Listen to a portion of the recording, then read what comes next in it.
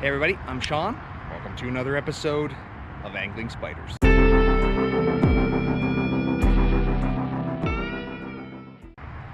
Welcome back everybody. On today's episode, I am still in sunny Arizona and I am pond hopping once again. As you guys saw in the previous episodes, had some pretty good success catching some new species here in Arizona this time, and I had another day of fishing to do, so I decided to do a challenge.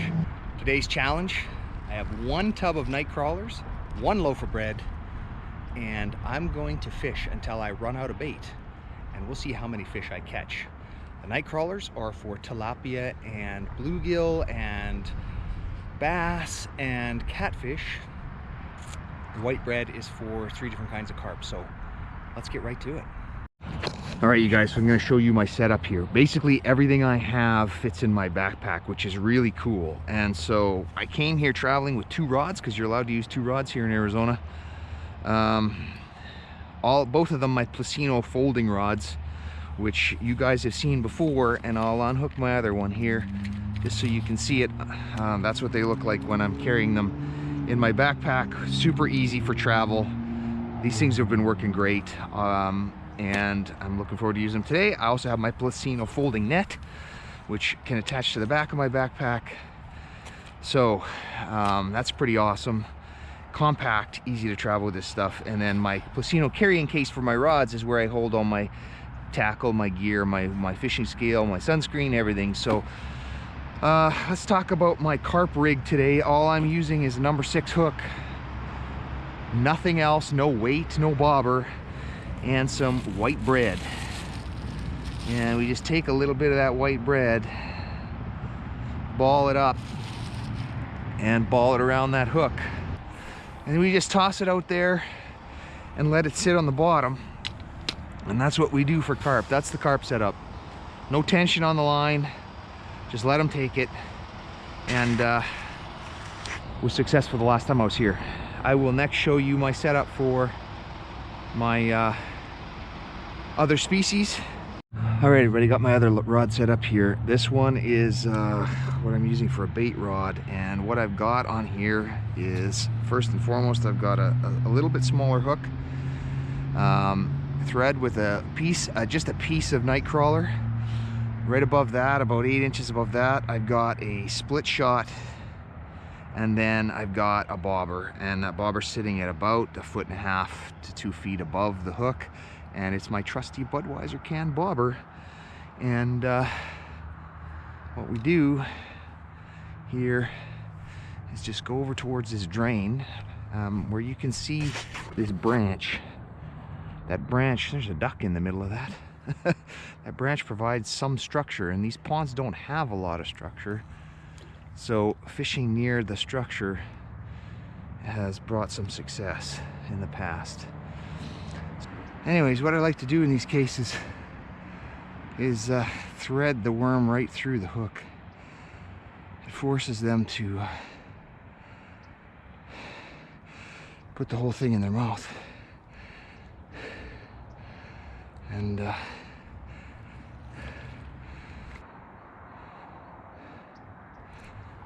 I got it. I got it. I got it. What do we got this morning? What do we got this morning? That's a tilapia. Threading the worm like that helps get the hook in the fish's mouth. And there he goes. All right, everybody, this duck is really cramping my style. It is basically sitting in the spot that I want to be fishing right now. And for whatever reason, it is not afraid of me. But I do have a bite. Oh, I lost it. Had it for a second.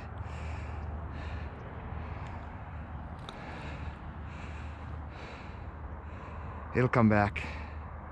They love these worms. There it is.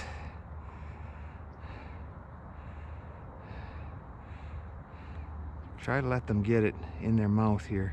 Sometimes it takes a while for them to actually take a good solid hit. There we go. What do we got? Oh, it's a bluegill. But that's my second species of the morning, and I've only been here for 10 minutes, so I'm not gonna measure that one. That's tiny. Good stuff. You guys, I'm going to show you how fast it is to get a bite at some of these ponds, and actually all the ponds that Porter took me to, it's exactly the same. Just watch this. Bobber's in the water. There it is. Just had a bite. There it is again. Look at that. Arizona pond fishing. Unreal if you wanted to get on to some of these easy fish. I got him. Is that a bluegill? Little tiny bluegill again. Oh, we got a carp on the carp rod. And we'll just set him in there. And we got a carp, you guys. It's not very big, but it's a fish. It's a fish. We'll just let that bluegill swim around. It ain't going anywhere. So this is what we're after, is the carp.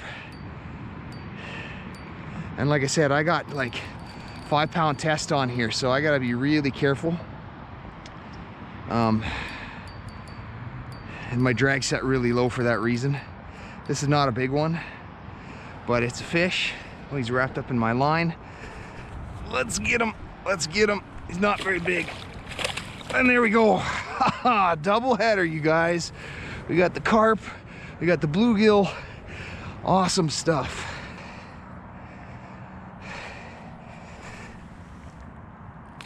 And gone.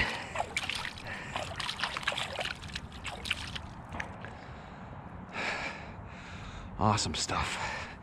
All right, that one took my bait, but we got to get this bluegill off here.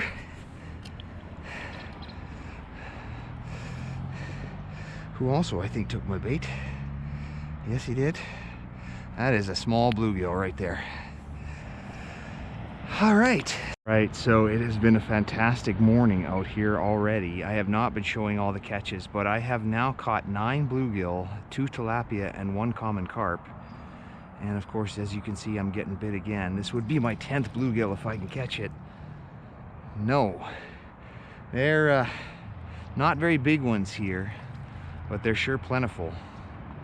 And they've been biting like crazy. All right, you guys.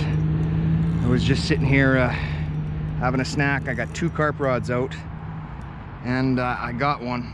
Now, the issue here is I do not want to get one on my other rod. That would be scary, but at least it's in a rod holder. This one I was holding on to. This feels like a better fish again. And once again, of course, my drag is set pretty low. Yeah, that's a decent common. I gotta get my net. Let's get the net.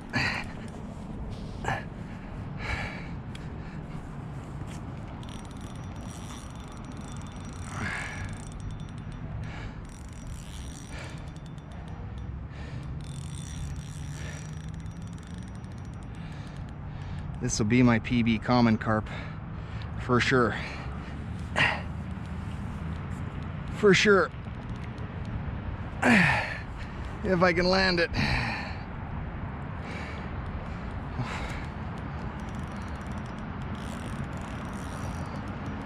There are some good sized carp in this pond.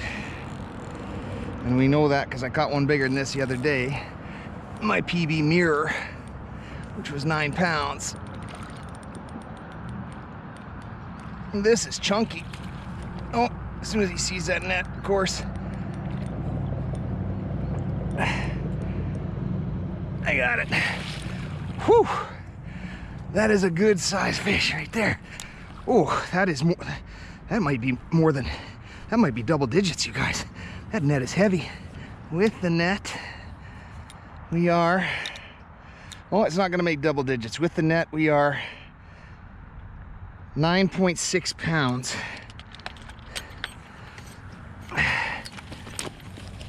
Oh, that's a good sized carp, you guys.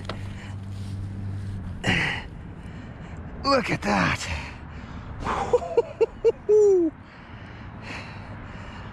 That's a beauty. Seems like I have found a school of relatively big Nile tilapia. Look at the colors on this one. There's that iridescent blue again, and then this red chin. And I also learned, because I don't know why it took so long, I brought some puncture resistant gloves, and I didn't even realize it. I was going through my tackle box, I forgot about them. Saves my hands from being destroyed by these things. So that's good news. I have continued to catch some beautiful Nile tilapia. I just don't have any more of the carp. All right, so I am sitting here on the bank, and this is my very last piece of worm. I have gone through an entire bucket of baits, pieces of worms. This is probably one of the bigger pieces that I've used, but it's my last one, so I'm gonna use the whole thing. And the fish have moved. Before I was fishing closer to the grates over there. Now I'm fishing under this tree over here, and I'll show you, they're still here. You'll see how quick I get a bite here. There it is again, there it is again. He's taking it. I got him. And it's a big one again.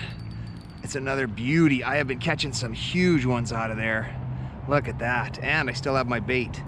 And I was smart enough to bring my glove over with me here so I can grab this fish. I have this one right by the spines and he can't get me because of my puncture resistant gloves here. So awesome. You guys, we got a carp bite here. So subtle. And I think it's gone again.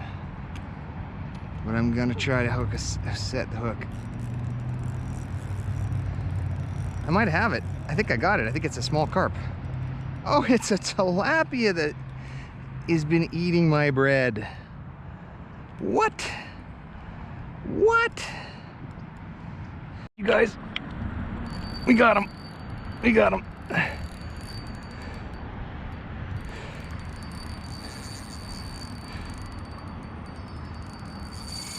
Ooh, that's a better one. That's a better one than what I was catching before. Yeah, I think it's a decent size. I don't know what it is yet.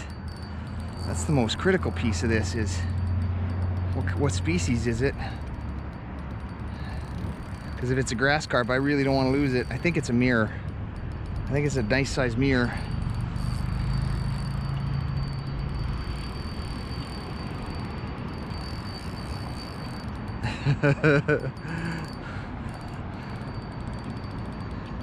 I just want to tighten up that drag a bit and I can't. All right, he's getting there. He's getting tired. Woo!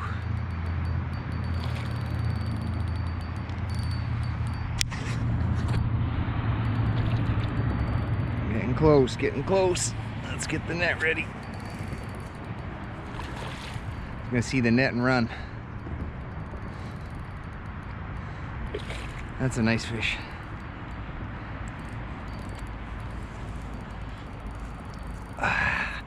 Man, for somebody who's never carp fished before, this is fun stuff.